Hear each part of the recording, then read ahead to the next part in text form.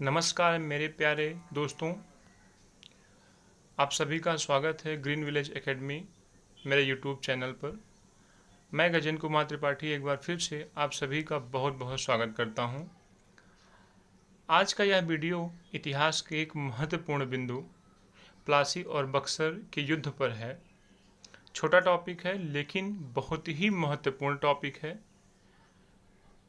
प्रत्येक एग्ज़ाम में एक या दो क्वेश्चन प्लासी के युद्ध या बक्सर के युद्ध से ज़रूर पूछे जाते हैं।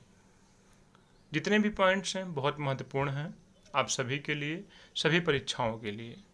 तो वीडियो को आगे बढ़ाते हैं, स्टार्ट करते हैं। सबसे पहले हम प्लासी के युद्ध को पढ़ेंगे, फिर बक्सर के युद्ध को पढ़ेंगे।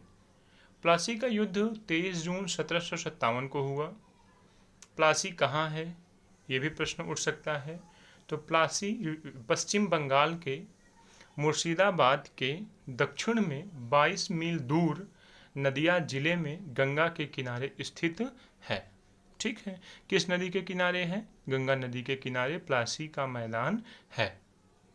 दूसरा पॉइंट है, यह युद्ध बंगाल के नवाब सिराजुद्दौला की सेना और अंग्रेजों का नेतृत्व करता रॉबर्ट क्लाइव के बीच हुआ। अक्सर ये क्वेश्चन पूछा जाता है कि प्लासी का युद्ध कब हुआ या प्लासी का युद्ध किसके किसके बीच हुआ। ये बहुत इंपॉर्टेंट क्वेश्चन है कि प्लासी का युद्ध कब हुआ और प्लासी का युद्ध किसके किसके बीच हुआ।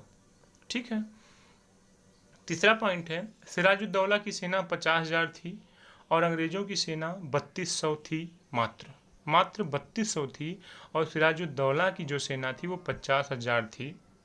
चौथा पॉइंट है, सिराजुद्दौला का सेनापति मीर जाफ़र था। इसका नाम जरूर याद रखिएगा, ये बहुत ही गद्दार और धोखेबाज व्यक्ति था। सिराजुद्दौला का सेनापति, चौथा पॉइंट है, सिराजुद्दौला का सेनापति मीर जाफ़र था जिसने अपने राजा के साथ गद्दारी की और सेना का एक बड़ा हिस्सा युद्ध में शामिल नहीं हुआ। इस षड्यंत्र में दुर्लभ राय नाम का सेना नायक भी मीर जाफ़र का साथ दिया। एक और सेना नायक था जिसका नाम था दुर्लभ राय। तो कभी कभी एक्स्ट्रा या एडवांस क्वेश्चन एग्जामिनर बनाना चाहेगा तो बना सकता है इस टाइप का। ठीक है, यह युद्ध इतिहास में धोखेबाजी का युद्ध कहा जाता है। आगे बढ़ते हैं। पांचवा पॉइंट, जब यह बात सिराजुद्दौला को पता चली कि उनका सेना नायक उनसे धोखा कर रहा है तो वो मैदान छोड़कर भाग गए और मुर्शिदाबाद पहुंच गए। फिर अपनी पत्नी के साथ कुछ समय बाद पटना चले जाते हैं। 6 पॉइंट है, कुछ समय बाद मीर जाफ़र के पुत्र, बाप तो महान था ही, उसके साथ साथ बेटा भी बहुत होनहार था मीर जाफ़र का। ठीक है, कुछ समय बाद मीर जाफ़र के पुत्र ने पटना जाकर नवाब सिराजुद्दौला की हत्या कर दी। इस प्रकार अंग्रेजों की विजय हुई और मीर जाफ़र अंग्रेजों के वादानुसार बंगाल का नवाब बन गया।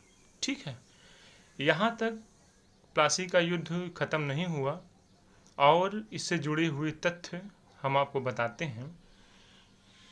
7 नंबर है, अब अंग्रेज बंगाल, बिहार, उड़ीसा में स्वतंत्र रूप से व्यापार कर सकते थे।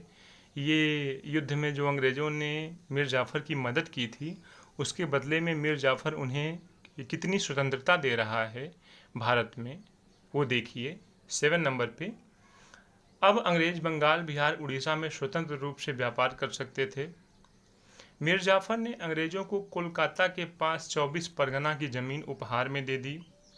अंग्रेज़ों के लिए व्यापार कर से मुक्त हो गया। यह सभी बातें सार्वजनिक रूप से की गई। ठीक है, कोई मीर जाफ़र और अंग्रेज़ों के बीच किसी रूम में बैठकर नहीं, यह बात सार्वजनिक रूप से की गई। 8वां पॉइंट है, मीर जाफ़र ने अंग्रेज़ों को युद्ध में मदद करने के लिए एक बड़ी रकम भी दी। ऐसा नहीं है कि पैसा नहीं दिया, उसने एक बड़ी रकम भी दी जो 17,50,000 रुपये लगभग था। अब मीर जाफ़र नवाब तो बन गया लेकिन उसके सामने कुछ समस्याएं थी। वो समस्याएं क्या थी देखते हैं। मिदनापुर के जमींदार राजा राम सिन्हा और पूर्णिया के जमींदार अली खान ने जाफ़र को अपना शासक नहीं माना। सेकंड स्टार, मीर जाफर को अपने दोस्त दुर्लभ राय पर विश्वास नहीं था और दुर्लभ राय क्लाइव के साथ था, इसलिए मीर जाफर उसका कुछ कर नहीं सकता था। देखिए, आप जो करेंगे आपके साथ भी वही होता है। इतिहास हमें बहुत कुछ सिखाता है। मीर जाफर ने सिराजुद्दौला के साथ गद्दारी की है तो उसके साथ भी गद्दारी होगी, है ना। और जो जैसा होता है उसको वैसा ही सामने वाला समझ में आता है। मीर जाफर गद्दार था, इसलिए उसको हर कोई गद्दार दिखता था। ठीक है। थर्ड स्टार है, शाह आलम मुगल बादशाह का पुत्र। शाह आलम मुगल बादशाह का पुत्र था, बंगाल का नवाब बनना चाहता था। जो शाह आलम था वो बंगाल का नवाब बनना चाहता था। यह भी टेंशन मीर जाफर को खाया जा रहा था। अब सबसे पहला स्टार, अंग्रेजों को शक था कि मीर जाफर डच कंपनियों से मिला हुआ है। अंग्रेज तो किसी पर ट्रस्ट करते नहीं थे।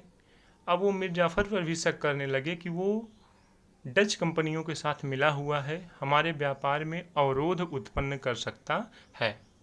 इसी समय मीर जाफर का पुत्र मीरान मर गया और मीरान का एक पुत्र था, मतलब मीरान के एक पुत्र था और मीरान की डेथ हो गई। मीरान किसका पुत्र था?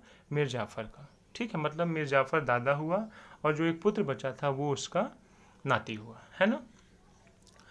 मीर जाफर का एक दामाद था जिसका नाम मीर कासिम था। मीर कासिम भी बहुत फेमस है। ठीक है। अब सिंहासन पर कौन बैठेगा? फोर्थ स्टार देखिए, अब सिंहासन पर कौन बैठेगा? मीरान का पुत्र या मीर जाफर का दामाद मीर कासिम? मीर कासिम योग्य शासक था।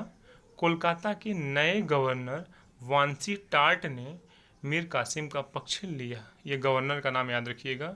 इसने कहा कि मीर जाफर का पोता जो था, मीरान का पुत्र, उसे बंगाल का नवाब नहीं बनाना चाहिए, बल्कि मीर जाफर के दामाद मीर कासिम को नवाब बनाया जाना चाहिए, जिसके बदले में मीर कासिम से मोटी रकम देने की शर्त रखी गई थी। अंग्रेज़ तो चलते भी नहीं थे फ्री में, वो जिधर जाते थे उधर से कर वसूल के आते थे, पैसा वसूलते थे। तो इस सपोर्ट के बदले में मीर कासिम से उसने एक मोटी रकम की शर्त रखी थी।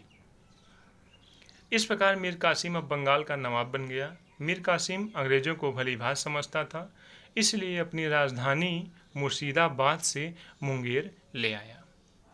स्टार पे देखिए, कासिम के कठोर शासन को देखते हुए कंपनी का प्रतिनिधि वांसी टार्ट ने 1762 में कासिम से संधि कर ली। ठीक है। जो मीर कासिम था थोड़ा अंग्रेज़ों को कम पसंद करता था। उसने अंग्रेज़ों पर भी अपना शिकंजा जब कसना चालू किया तो वांसी टार्ट ने 1762 ईस्वी में कासिम से संधि कर ली। थर्ड पैराग्राफ देखिए, सेकंड स्टार बना हुआ है। अंग्रेज़ों से ली जाने वाली चुंगी की राशि 9% रखी गई। कोलकाता की काउंसिल ने इसे अस्वीकार कर दिया, क्योंकि मुक्त व्यापार को अंग्रेज अपना जन्मसिद्ध अधिकार समझते थे। ठीक है। मीर कासिम ने कहा कि 9% आपको चुंगी कर देना होगा, जिसे अंग्रेज़ों ने अस्वीकार कर दिया, क्योंकि वो हमेशा फ्री में व्यापार किए थे, कोई टैक्स नहीं देते थे। आगे बढ़ते हैं। अंग्रेज़ों की यह जीत देखते हुए जब कोलकाता की काउंसिल ने 9% को अस्वीकार कर दिया तो मीर कासिम ने देखा कि हमारी हार हुई।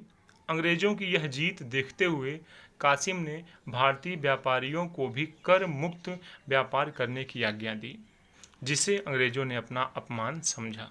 मीर कासिम थोड़ा अच्छा व्यक्ति था। उसने कहा कि भारतीय लोग भी, भारतीय व्यापारी भी बिना कर के व्यापार करें, बिना टैक्स के व्यापार करें, लेकिन यह बात अंग्रेज़ों को पसंद नहीं आई। स्टार पे देखिए, 9 जुलाई 1763 को बर्दवान के निकट कहवा और 2 अगस्त 1763 को मुर्शिदाबाद जिले में गिरिया में तथा 4-5 सितंबर 1763 को राजकमल के निकट मीर कासिम अंग्रेज़ों से हार गया और फिर पटना की ओर भाग गया। मतलब 3 बार लड़ाई हुई, तीनों बार वो हारा और अंततः वह पटना की ओर भाग गया।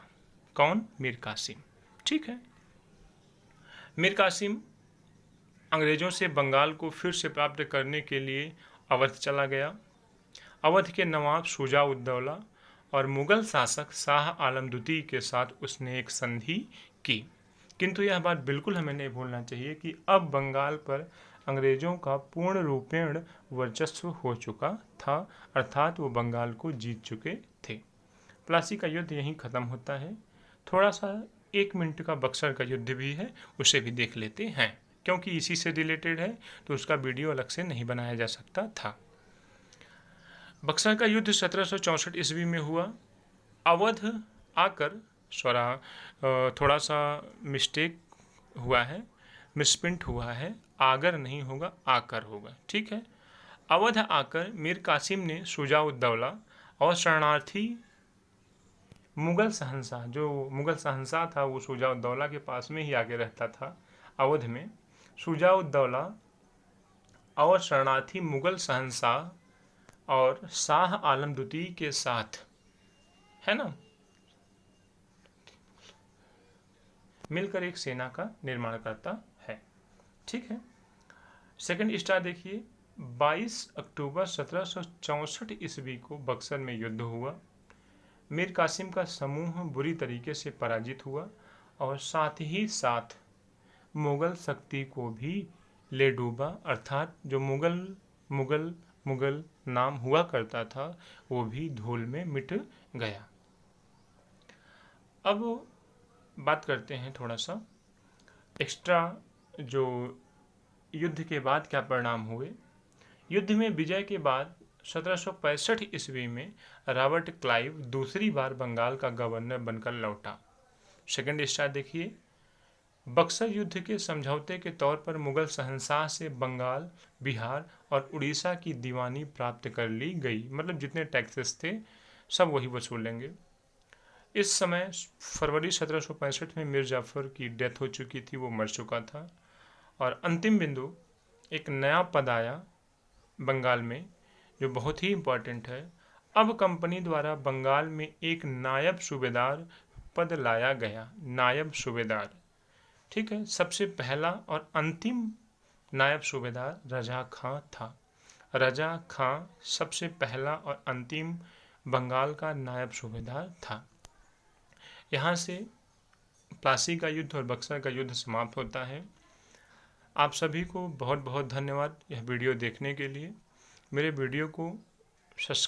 चैनल को सब्सक्राइब कर लीजिए, वीडियो को शेयर कर दीजिए और इसको थोड़ा सा हमारे चैनल को आप सपोर्ट करिए जिससे यह आगे बढ़े। हम आप लोगों के लिए ऐसे ही मेहनत करते रहेंगे, महत्वपूर्ण बिंदुओं को लेकर आते रहेंगे जो सभी परीक्षाओं के लिए उपयोगी होगा। मैं गजेंद्र कुमार त्रिपाठी एक बार फिर से आप सभी का बहुत बहुत धन्यवाद करता हूँ। Thank you so much.